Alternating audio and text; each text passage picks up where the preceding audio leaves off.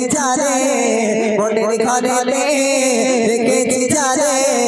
তো জাগানের বাদশা নবে কামলি বালা রে তো জাগানের বাদশা নবে কামলি বালা রে মাশাআল্লাহ সবাই মিলে উচ্চ আওয়াজে একসাথে পরিবেশন হবে ঠিক আছে শেষ ছন্দ প্রিয় কবি কি লিখছে মনোযোগ সহকারে শুনে রাখুন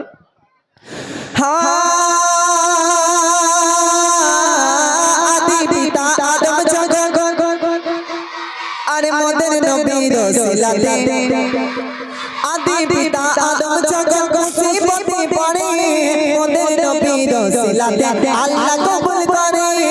আদি পিতা আদম জগৎ মুসিবতে পড়ে মোদের নবীর ওসিলাতে আল্লাহ কবুল করে সাফায়াতের বিচারে দেখা দিও রে তো জাগানের বাদশা নবে কামলি বালা রে তো জাগানের বাদশা নবে কামলি বালা রে আমার মনের ঘরে রে